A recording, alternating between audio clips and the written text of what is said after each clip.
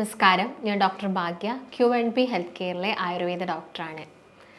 ക്ലൈമറ്റിൽ change വരുന്ന സമയത്ത് എല്ലാവർക്കും പൊതുവേ ഉള്ളൊരു കംപ്ലൈൻ്റ് ആണ് ഈ കോൾഡ് കഫൊക്കെ, അതായത് ജലദോഷം വരുന്നതും കഫക്കെട്ട് വരുന്നത്, ചുമ വരുന്നതൊക്കെ. അപ്പോൾ ഇത് കുറച്ചെടുക്കാൻ വേണ്ടിയിട്ട് ചിലപ്പോൾ നിങ്ങൾ ആൻറ്റിബയോട്ടിക്സ് സ്റ്റാർട്ട് ചെയ്ത ആളുകളൊക്കെ ഉണ്ടായിരിക്കാം. അപ്പോൾ നിങ്ങൾ അത് ഓൾറെഡി കണ്ടിന്യൂ ചെയ്ത ആളുകളാണെങ്കിൽ ആ മെഡിക്കേഷൻസ് കണ്ടിന്യൂ ചെയ്യുക. അപ്പം നിങ്ങൾ അങ്ങനെയൊന്നും ട്രൈ ചെയ്തിട്ടില്ല, നിങ്ങൾക്കിതിങ്ങനെ ഇടയ്ക്കിടയ്ക്ക് വരാറുണ്ട്, ഇങ്ങനെ ക്ലൈമറ്റിൽ ചേഞ്ചസ് വരുന്ന സമയത്ത്, അല്ലെങ്കിൽ ഒന്ന് കുളിച്ച് കഴിഞ്ഞാൽ തല ഒന്ന് തോർത്താൻ വിട്ടുപോയാൽ, അല്ലെങ്കിൽ കുളിച്ച പാടെ നിങ്ങൾ വെയിൽ കൊണ്ടാലൊക്കെ നീരിറക്കത്തിൻ്റെ ഭാഗമായിട്ടൊക്കെ ഇങ്ങനെ വരാം. അപ്പം ഇങ്ങനെയുള്ള സിറ്റുവേഷനിൽ നമുക്ക് വീട്ടിൽ ചെയ്ത് നോക്കാൻ പറ്റുന്ന കുറച്ച് കാര്യങ്ങളാണ് ഇന്നത്തെ വീഡിയോയിലൂടെ ഞാൻ നിങ്ങളുമായിട്ട് ഡിസ്കസ് ചെയ്യുന്നത്. അപ്പോൾ ഞാൻ നേരത്തെ പറഞ്ഞ പോലെ കഫക്കെട്ടൊക്കെ ഒരുപാട് കാലമായിട്ടുള്ള ആളുകളാണ്, നിങ്ങൾക്ക് ചെസ്റ്റിന് ഭയങ്കര ബുദ്ധിമുട്ടുണ്ട്, ഇടയ്ക്കിടയ്ക്ക് പനി വരുന്നുണ്ടെങ്കിൽ നിങ്ങൾ എന്താണെങ്കിലും ഒരു ഡോക്ടറിനെ ചെന്ന് കാണിക്കുക തന്നെ വേണം. ഈ ടിപ്പുകൾ മാത്രം ഫോളോ ചെയ്താൽ പോരാ. കാരണം മേ ബി ചിലപ്പോൾ ന്യൂമോണിയ പോലുള്ള കണ്ടീഷനിലോട്ടൊക്കെ അത് മാറാനുള്ള ചാൻസസ് ഉണ്ട്. അപ്പോൾ അതെന്താണെങ്കിലും നിങ്ങൾ കുറച്ച് സീരിയസ് ആയിട്ട് എടുക്കുക. അല്ലാതെ നിങ്ങൾക്ക് ഇത് ഇടയ്ക്കിടയ്ക്ക് വരുന്നതാണ്, നിങ്ങൾ ഓൾറെഡി ഇങ്ങനെ എന്തെങ്കിലും ചൂടുവെള്ളം കുടിക്കുക അല്ലെങ്കിൽ എന്തെങ്കിലും ചെറിയ ചെറിയ ടിപ്സൊക്കെ ഫോളോ ചെയ്യുമ്പോൾ അങ്ങ് മാറിപ്പോകുന്ന ആളുകളാണെങ്കിൽ നിങ്ങൾക്ക് ഞാൻ ഈ പറയുന്ന കാര്യങ്ങളും കൂടി ഇതിൻ്റെ കൂടെ ആഡ് ചെയ്യാവുന്നതാണ്.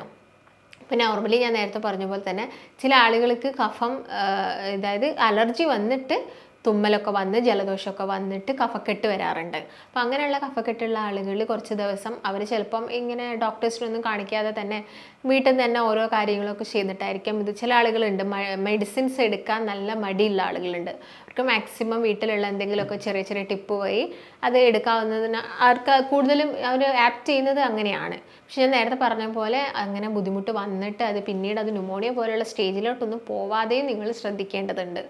അപ്പം നിങ്ങൾക്ക് എല്ലാവർക്കും അറിയാം, നോർമലി നമ്മുടെ വീടുകളിലൊക്കെ കിട്ടുന്ന അതുപോലെ തന്നെ നമ്മൾ നോർമലി യൂസ് ചെയ്യുന്ന കാര്യങ്ങളൊക്കെ തന്നെയാണ് ഇന്നത്തെ വീഡിയോയിലൂടെ ഞാൻ നിങ്ങളുമായിട്ട് ഡിസ്കസ് ചെയ്യുന്നത്.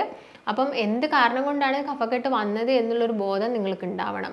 ഇപ്പോൾ ചില ആളുകൾ പനിക്ക് വേണ്ടിയിട്ട് മെഡിസിൻസ് കഴിച്ചു കഴിഞ്ഞിട്ട് പിന്നീട് ഒരു പനി മാറിക്കഴിഞ്ഞാൽ അത് കഫക്കെട്ടായിട്ട്, ഇപ്പോൾ കുട്ടികളിലാണെങ്കിലും വലിയ ആളുകളിലാണെങ്കിലും ഒക്കെ നമ്മളത് കണ്ടുവരാറുണ്ട്. അപ്പോൾ അവരത് ചുമയ്ക്കുന്ന സമയത്ത് തന്നെ നമ്മൾ ചോദിക്കാറുണ്ട് അത് ഡ്രൈ ആണോ അല്ലെങ്കിൽ അതിൻ്റെ കൂടെ സ്പൂട്ടം, അതായത് നന്നായിട്ട് കഫം പുറത്തോട്ട്, നിങ്ങൾ തുമ്മുന്ന സമയത്ത് നന്നായിട്ട് കഫം, ചുമയ്ക്കുന്ന സമയത്ത് കഫം പുറത്തോട്ട് വരുന്നുണ്ടോ എന്നൊക്കെ നമ്മൾ പേഷ്യൻസിനോട് വളരെ കോമൺ ആയിട്ട് ചോദിക്കുന്ന കാര്യങ്ങളാണ്. അപ്പം ഞാൻ നേരത്തെ പറഞ്ഞ പോലെ തന്നെ ഇപ്പം ഡ്രൈ ആണെങ്കിലും ഇതാണെങ്കിലും നമുക്ക് ഒരേ ടിപ്പ് ഫോളോ ചെയ്യാൻ പറ്റില്ല. അതായത് കഫം നന്നായിട്ട് പുറത്തോട്ട് വരുന്നുണ്ട്, പക്ഷേ ചിലത് ഡ്രൈ ആയിരിക്കും, നമുക്ക് നല്ല ചുമയായിരിക്കും ഉണ്ടാവുന്നത്. അപ്പം രണ്ടിലും ഇത് ഫോളോ ചെയ്യാൻ പറ്റില്ല. നല്ല കഫത്തോട് കൂടിയിട്ടുള്ള ചുമയൊക്കെ, തുമ്മലും ചുമയൊക്കെയാണ് വരുന്നതെങ്കിൽ നിങ്ങൾക്ക് ഈ കാര്യങ്ങൾ ഫോളോ ചെയ്യാം. ഇല്ലെങ്കിൽ നോർമലി നിങ്ങളതൊരു ചൂടുവെള്ളമൊക്കെ കുടിച്ച് വളരെ ശ്രദ്ധിച്ച് AC ഒക്കെ മാക്സിമം ഒഴിവാക്കി ഫാനിൻ്റെ നേരെ അടിയിൽ പോയിട്ട് കിടക്കുന്നതൊക്കെ കുറയ്ക്കുകയാണെങ്കിൽ ഡ്രൈ കോഫൊക്കെ നമുക്ക് ഒരുവിധം മാറ്റിയെടുക്കാൻ വേണ്ടി സാധിക്കും. എന്നിട്ടും ശരിയാവുന്നില്ലെങ്കിൽ മാത്രമാണ് നമ്മൾ മെഡിസിൻസ് എന്ന് പറഞ്ഞൊരു ഓപ്ഷനിലോട്ട് പോകുന്നത്. അപ്പം ആദ്യം തന്നെ നമുക്ക് ചെയ്ത് നോക്കാൻ പറ്റുന്നതെന്ന് വെച്ചാൽ, നിങ്ങൾക്ക് എല്ലാവർക്കും അറിയാം മല്ലി നിങ്ങൾക്കറിയാം, പച്ചമല്ലി നമ്മുടെ വീടുകളിലൊക്കെ നമ്മളത് വാങ്ങിയിട്ട് ഉണക്കിയിട്ട് പിന്നെ പൊടിപ്പിക്കുകയാണ് ചെയ്യുന്നത്, മല്ലിപ്പൊടിയാക്കുന്നത്. അപ്പം ഇത് വാങ്ങുന്ന ഒരു സ്റ്റേജ് ഉണ്ടല്ലോ, അതായത് മല്ലിയായിട്ട് നമുക്കതിൻ്റെ വിത്തായിട്ട് ചെറിയ ചെറിയ മണികളായിട്ട് നമുക്ക് കിട്ടുന്നുണ്ട്. അപ്പം ഇതാണ് നമുക്ക് മെയിനായിട്ടും ഇതിനൊന്നും വേണ്ടത്. ഫസ്റ്റ് റെമഡിയിൽ പറയുന്നത്, നിങ്ങൾ ഈ മല്ലി എന്ത് ചെയ്യാം, 1 ടീസ്പൂൺ മല്ലി നമുക്ക് വേണം. ഈ പച്ചമല്ലി നമുക്ക് 1 ടീസ്പൂൺ അത്യാവശ്യമാണ്. പിന്നെ നമ്മൾ അരി വേവിച്ച് കഴിഞ്ഞാൽ നമുക്ക് കഞ്ഞി വെള്ളം കിട്ടുമല്ലോ, നമ്മൾ അരി ഊറ്റുന്ന സമയത്ത് നമുക്ക് വരുന്ന വെള്ളം ഉണ്ടല്ലോ, കഞ്ഞി വെള്ളം. അപ്പോൾ ആ കഞ്ഞി വെള്ളം നിങ്ങൾ മാറ്റി വെക്കണം. അപ്പോൾ നിങ്ങൾ ഈ ഒരു പച്ചമല്ലി നിങ്ങൾ എന്ത് ചെയ്യുക, 1 ടീസ്പൂൺ നന്നായിട്ട് അരച്ചിട്ട് പേസ്റ്റ് ആക്കുക. പിന്നെ കഞ്ഞി വെള്ളം നിങ്ങൾക്ക് എത്ര വേണം, 2 ടീസ്പൂൺ ആവശ്യമായിട്ട് വേണം. അപ്പോൾ ഈ കഞ്ഞിവെള്ളത്തിൻ്റെ അകത്തേക്ക് നിങ്ങൾക്ക് ഈ അരച്ച മല്ലി മിക്സ് ചെയ്തിട്ട് നിങ്ങൾക്ക് ഡെയിലി 1 അല്ലെങ്കിൽ 2 തവണ എടുക്കാം. അമിതമായിട്ട് കഴിക്കേണ്ട ആവശ്യകതയൊന്നുമില്ല. അപ്പോൾ മല്ലി എന്ന് പറയുന്നതാണെങ്കിൽ നമുക്കറിയാം, കൊറിയാണ്ടർ എന്ന് പറയുന്നത് ഒരു ആൻറ്റി ഇൻഫ്ലമേറ്ററി ഫങ്ഷൻസും ആൻറ്റി ഓക്സിഡൻ്റ് ആയിട്ടൊക്കെ വർക്ക് ചെയ്യുന്നുണ്ട്. അപ്പം അതുകൊണ്ട് തന്നെ നിങ്ങളുടെ ഇപ്പം ശ്വാസകോശത്തിൽ വരുന്ന നീർക്കെട്ട് കുറയ്ക്കാനാണെങ്കിലും ഇങ്ങനെ കെട്ടിക്കിടക്കുന്ന കഫം കുറയ്ക്കാനാണെങ്കിലും ഒക്കെ ഇത് ഹെൽപ്പ് ചെയ്യുന്നതാണ്. അതുപോലെ തന്നെ നമുക്കത് ഈ നല്ല രീതിയിൽ ഈ കഫം, ഈ ചുമയുള്ള സമയത്ത് നമുക്ക് ഭയങ്കര കൺജഷൻ ആയിരിക്കും, ലങ്സിൽ ഭയങ്കര ബുദ്ധിമുട്ടായിരിക്കും, നമുക്കൊരു വിങ്ങുന്ന പോലത്തെ ഒരു ഫീലിങ്സ് വരാറുണ്ട്. അപ്പം അങ്ങനെയുള്ള സമയത്തൊക്കെ നിങ്ങൾക്ക് ഈ ഒരു കാര്യം ട്രൈ ചെയ്ത് നോക്കാവുന്ന. അപ്പോൾ നിങ്ങൾ ഓൾറെഡി മെഡിക്കേഷൻസ് എടുക്കുന്ന ആളുകളാണെങ്കിൽ നിങ്ങൾ ഇങ്ങനെയുള്ള ഒന്നും ട്രൈ ചെയ്യേണ്ട. മെഡിക്കേഷൻസ് കറക്റ്റായിട്ട് പറഞ്ഞ ആ ഒരു ഡ്യൂറേഷനിൽ നിങ്ങൾ കഴിച്ചു കഴിഞ്ഞാൽ നിങ്ങൾക്ക് ഈ ഒരു പ്രശ്നം സോൾവ് ആയി പോയിക്കോളും. അപ്പോൾ നിങ്ങൾ എന്ത് ചെയ്യുക, കഞ്ഞിവെള്ളത്തിൻ്റെ അകത്ത് ഈ മല്ലി ജസ്റ്റ് ഒന്ന് മിക്സ് ചെയ്തിട്ട് വേണമെങ്കിൽ നിങ്ങൾക്ക് ഇതിൻ്റെ അകത്തോട്ട് ഇത് ആഡ് ചെയ്യാം. ഈ കൽക്കണ്ട ഉണ്ടല്ലോ, പനക്കൽക്കണ്ടം കിട്ടുന്ന ആളുകളാണെങ്കിൽ അത്, അല്ലെങ്കിൽ നോർമലി കടകളിൽ കിട്ടുന്ന കൽക്കണ്ടാണെങ്കിൽ അതും നന്നായിട്ട് ചതച്ചിട്ട് അതിലോട്ട് ആഡ് ചെയ്തിട്ട് കഴിക്കുക. 2 നേരം, ഒരു ദിവസം 2 നേരം മാത്രം എടുത്താൽ മതി. പിന്നെ പറയുന്ന രണ്ടാമത്തെ ഒരു ടിപ്പ് നമുക്ക് എല്ലാവർക്കും അറിയുന്നതാണ്, നിങ്ങളെല്ലാവരും വളരെ കോമൺ ആയിട്ട് കുട്ടികൾക്കൊക്കെ ട്രൈ ചെയ്ത് നോക്കുന്ന ഒരു ഇതാണ്. ഇത് നമുക്ക് ഹെർബൽ ടീ ആയിട്ട് തന്നെ വേണമെങ്കിൽ പറയാം. ഇതൊരു ഹെർബൽ ടീ പോലെയാണ്. അതിന് വേണ്ടത് 2 തരം ഇലകളാണ്. അതിൽ ഒന്ന് പറയുന്നത് ബീറ്റൽ ലീവ്സ് ആണ്. ബീറ്റൽ ലീവ്സ് എന്ന് പറയുന്നത് വെറ്റിലയാണ്, വെറ്റില.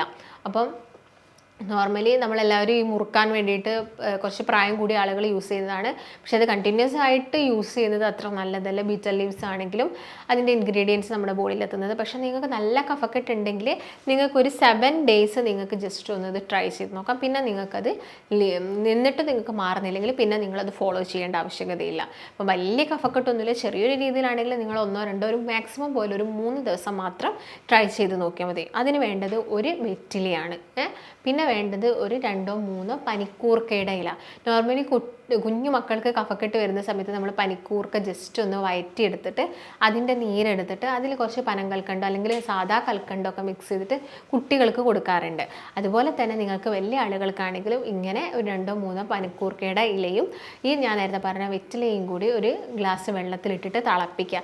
തിളപ്പിച്ചതിന് ശേഷം അത് വറ്റി വരും. അപ്പോൾ വറ്റി വരുന്ന വെള്ളം നിങ്ങൾ എന്ത് ചെയ്യുക, 2 നേരം മാത്രമായിട്ട് എടുക്കുക. രാവിലെ എടുക്കുക, വൈകുന്നേരം, അതും ഭക്ഷണം കഴിച്ചതിന് ശേഷം മാത്രം. അപ്പോൾ ഇങ്ങനെയുള്ള സമയങ്ങളിലാണെങ്കിൽ നിങ്ങൾ മാക്സിമം തണുത്ത ആഹാരങ്ങൾ ഒഴിവാക്കണം. അതുപോലെ തന്നെ ഓവർ തണുത്ത ക്ലൈമറ്റിൽ ഇരിക്കുക, ഫാനിനടിയിൽ ഇരിക്കുന്ന ശീലമൊക്കെ ഉണ്ടെങ്കിൽ അതൊക്കെ ഒഴിവാക്കണം. കുളിക്കുന്നുണ്ടെങ്കിൽ നന്നായിട്ട് തല തോർത്തി, തലയിലുള്ള എണ്ണയാണെങ്കിലും അതുപോലെ തന്നെ വെള്ളത്തിൻ്റെ കണ്ടൻറ്റൊക്കെ ആണെങ്കിലും നന്നായിട്ട് നിങ്ങളത് തോർത്തി എടുക്കേണ്ടതുണ്ട്. ഇനി പറയാൻ പോകുന്നത് 3ാമത്തെ ഒരു ടിപ്പ്. ഇനിയും ഞാൻ പറയുന്ന ഈ ഒരു ടിപ്പ് നമ്മൾ വളരെ കോമൺ ആയിട്ട് എല്ലാവരും തന്നെ വീടുകളിൽ യൂസ് ചെയ്യുന്ന ഒരു കാര്യങ്ങളൊക്കെ തന്നെയാണ്. അപ്പം ഇത് നിങ്ങൾക്ക് നല്ല ശക്തമായിട്ടുള്ള കഫക്കെട്ടും ചുമയും നിങ്ങളത് ബുദ്ധിമുട്ടിക്കുന്നുണ്ടെങ്കിൽ നിങ്ങൾക്ക് ട്രൈ ചെയ്ത് നോക്കാം. അപ്പം ഇതിന് അത്യാവശ്യമായിട്ട് വേണ്ടത് ഒന്ന് കുരുമുളകാണ്, മറ്റൊന്നെന്ന് പറയുന്നത് ഗ്രാമ്പു ആണ്, പിന്നെ ഒന്ന് വേണ്ടത് ഈ പട്ട ഉണ്ടാവുമല്ലോ, പട്ട വേണം, അത് വേണം. പിന്നെ അതിൻ്റെ കൂടെ തന്നെ നമുക്ക് അത്യാവശ്യമായിട്ടുള്ളത് മഞ്ഞളാണ്. അപ്പോൾ പച്ചമഞ്ഞൾ കിട്ടുന്ന ആളുകളാണെങ്കിൽ പച്ചമഞ്ഞൾ യൂസ് ചെയ്യുക, ഇല്ലെങ്കിൽ പൊടിയൊക്കെ ആണെങ്കിൽ നമ്മൾ വീടുകളിൽ തന്നെ ഉണ്ടാക്കുന്ന പൊടിയാണ് കുറച്ചും കൂടി നല്ലത്. അപ്പോൾ അതിൻ്റെ അകത്തേക്ക് പൊടി ആഡ് ചെയ്യുക. പിന്നെ കുറച്ച് ഹണി നിങ്ങൾക്ക് മിക്സ് ചെയ്യുക, തേൻ വേണം, ഒരു ചെറിയൊരു കഷ്ണം എന്ത് വേണം, ഇഞ്ചി, അല്ലെങ്കിൽ നമുക്ക് ചുക്കായിട്ട് കിട്ടുന്നുണ്ടെങ്കിൽ ഉണങ്ങിയ ജിഞ്ചറിനെയാണ് നമ്മൾ എന്ത് പറയുന്നത്, ചുക്കെന്ന് പറയുന്നത്. അപ്പം അത് കിട്ടുന്നുണ്ടെങ്കിൽ അതും വളരെ ചെറിയൊരു എമൗണ്ടിൽ വേണം. അപ്പോൾ എന്ത് ചെയ്യുക, ഈ പെപ്പർ ആണെങ്കിൽ ഒരു 3 4 പെപ്പർ മതി. ചെറിയൊരു കുരുമുളക് 3 4 എണ്ണം എടുക്കുക. അതിലോട്ടൊരു ചെറിയൊരു ക്ലോവ്, ചെറിയൊരു ഗ്രാമ്പു, ചെറിയൊരു പീസ് എടുത്തിടുക. അതുപോലെ തന്നെ പട്ടയാണെങ്കിൽ വളരെ നേർമയായിട്ടുള്ള വളരെ ചെറിയൊരു കഷ്ണം മിക്സ് ചെയ്തിട്ട് അത് എന്ത് ചെയ്യുക, നന്നായിട്ട് ഗ്രൈൻഡ് ചെയ്യുക. അതിലോട്ട് കുറച്ച് ഹണി ആഡ് ചെയ്യുക. അതുപോലെ തന്നെ മഞ്ഞൾപ്പൊടി ഉണ്ടെങ്കിൽ, അല്ലെങ്കിൽ പച്ചമഞ്ഞളാണെങ്കിൽ അതും ജസ്റ്റ് ഒന്ന് ഗ്രൈൻഡ് ചെയ്തിട്ട് ഹണി ആഡ് ചെയ്തിട്ട് ഈ ഇഞ്ചിയുടെ കഷ്ണം ആഡ് ചെയ്യാം. പിന്നെ ഇതിൻ്റെ കൂടെ തന്നെ വേണമെങ്കിൽ നമുക്ക് കുറച്ച് ഇന്ദുപ്പും കൂടി മിക്സ് ആക്കാം. അപ്പോൾ ഇത് എല്ലാം കൂടി മിക്സ് ചെയ്തിട്ട് നിങ്ങൾക്ക് എല്ലാ ദിവസവും ഒരൊറ്റ നേരം എടുത്താൽ മതി. കാരണം അത്യാവശ്യം എല്ലാം തന്നെ സ്പൈസി ആയിട്ട് വരുന്നതാണ്. എല്ലാം തന്നെ നിങ്ങൾ ആലോചിച്ച് നോക്കൂ, ആൻറ്റി ഓക്സിഡൻ്റ് ആണ്. ഇതും നിങ്ങളുടെ ശരീരത്തിലുള്ള ഇൻഫ്ലമേഷൻസ് കുറയ്ക്കാനാണ് ഹെൽപ്പ് ചെയ്യുക. അപ്പോൾ കഫക്കെട്ട് വന്നിട്ട് അത് ഇൻഫ്ലമേഷനിലോട്ട് പോകുന്നതാണെങ്കിലും നമുക്ക് പ്രിവെൻറ്റ് ചെയ്യാൻ വേണ്ടിയിട്ട് സാധിക്കും. അപ്പോൾ നിങ്ങളിങ്ങനെ കഫക്കെട്ട് വന്നിട്ട് പനിച്ച് കിടക്കുന്ന ആളുകളൊക്കെ ആണെങ്കിൽ നിങ്ങൾ എന്താണെങ്കിലും ഒരു ഡോക്ടറിൻ്റെ അടുത്ത് നിർദ്ദേശം എടുക്കേണ്ടതുണ്ട്. കാരണം ചിലപ്പോൾ നമുക്ക് ചെസ്റ്റിന് ഇൻഫെക്ഷൻ വന്നോ എന്നുള്ള കാര്യങ്ങളൊന്നും അറിയില്ല. അതുകൊണ്ട് ഒരു ഡോക്ടറിൻ്റെ അടുത്ത് എന്താണെങ്കിലും പോകണം. അപ്പോൾ നിങ്ങൾക്ക് ഈ ഒരു ടിപ്പും കൂടി എന്ത് ചെയ്യാം, ഇങ്ങനെ തുടർച്ചയായിട്ട് കഫും അതുപോലെ തന്നെ കോൾഡും വരുന്ന ആളുകൾക്ക് ട്രൈ ചെയ്ത് നോക്കാൻ പറ്റുന്ന ഒന്നാണ്. അപ്പം ഞാൻ പറഞ്ഞ പോലെ തന്നെ എല്ലാവർക്കും ഈ മെഡിക്കേഷൻസ് എടുത്തിട്ട് അസുഖം മാറ്റണം എന്നാഗ്രഹിക്കുന്ന, പ്രത്യേകം പറയുകയാണെങ്കിൽ ഇങ്ങനെയുള്ള അസുഖങ്ങൾ, ഈ തുമ്മുന്ന അസുഖം, അതുപോലെ തന്നെ ജലദോഷം, കഫക്കെട്ട്, ഇതൊക്കെ എല്ലാവർക്കും മെഡിക്കേഷൻസ് കഴിച്ച് മാറ്റാൻ താല്പര്യം ഉണ്ടാവില്ല. അപ്പം അല്ലാത്ത പക്ഷം ആളുകൾക്കാണ് ഇങ്ങനെയുള്ള ടിപ്പുകളൊക്കെ പറഞ്ഞു തരുന്നത്. അതുപോലെ തന്നെ നിങ്ങളിപ്പോൾ ഷുഗറിനാണെങ്കിലും മറ്റുള്ള BP-ക്കാണെങ്കിലും മെഡിസിൻസ് ഒക്കെ കഴിക്കുന്ന സമയത്താണെങ്കിലും ഇതൊന്നും ഒരുപാട് കാലം ട്രൈ ചെയ്യരുത്. ഇതെല്ലാം തന്നെ ഒരു ലിമിറ്റഡ് ആയിട്ടുള്ള ടൈം പീരീഡിൽ നിങ്ങൾക്ക് ഒന്ന് ട്രൈ ചെയ്ത് നോക്കാൻ പറ്റുന്ന കുറച്ച് ടിപ്പുകളാണ്. ഇപ്പം ചില ആളുകൾക്ക് ചിലപ്പോൾ മരുന്നും കൂടി അത്യാവശ്യമായിട്ടുണ്ടായിരിക്കാം. അപ്പം ആയുർവേദത്തിൻ്റെ കേസൊക്കെ നോക്കുകയാണെങ്കിൽ നമുക്ക് യാതൊരു സൈഡ് എഫക്ട്സും വരുന്നില്ല. നമുക്ക് കറക്റ്റായിട്ട് ഇത് ക്യൂർ ചെയ്ത് പോകാൻ പറ്റുന്നതേ ഉള്ളൂ. അത് ഡ്രൈ കഫ് ആണോ അല്ലെങ്കിൽ അവർക്ക് വിത്ത് സ്പൂട്ടാണോ, കഫം നന്നായിട്ട് വരുന്നുണ്ടോ എന്നുള്ള കാര്യങ്ങളൊക്കെ മനസ്സിലാക്കിയിട്ട് നമുക്ക് പ്രോപ്പറായിട്ടുള്ള ട്രീറ്റ്മെൻറ്റ്സും കാര്യങ്ങളൊക്കെ എടുക്കാവുന്നതാണ്. അപ്പോൾ നിങ്ങൾക്ക് ബുദ്ധിമുട്ടുള്ള ആളുകൾ, അങ്ങനെ കുറച്ച് വർഷങ്ങളായിട്ട് ഇടയ്ക്കിടയ്ക്ക് വരുന്ന അല്ലെങ്കിൽ എല്ലാ സീസണിലും തണുപ്പ് കാലം ആകുമ്പോഴേക്കും മഴക്കാലം ആകുമ്പോഴേക്കൊക്കെ വരുന്ന ആളുകളൊക്കെ ആണെങ്കിൽ നമ്മൾ പ്രോപ്പറായിട്ടുള്ള കുറച്ച് ട്രീറ്റ്മെൻറ്റ്സ് ഒക്കെ എടുത്തു കഴിഞ്ഞാൽ നമുക്കിത് കംപ്ലീറ്റ് ആയിട്ട് മാറ്റിയെടുക്കാവുന്നതേ ഉള്ളൂ. അപ്പോൾ നിങ്ങൾക്ക് കൺസൾട്ടേഷന് താല്പര്യം ഉണ്ടെങ്കിൽ താഴെ കാണുന്ന നമ്പറിൽ കോൺടാക്റ്റ് ചെയ്യുക. നമുക്ക് മറ്റൊരു നല്ല ഹെൽത്ത് ടോപ്പിക്കുമായിട്ട് വീണ്ടും കാണാം. നന്ദി.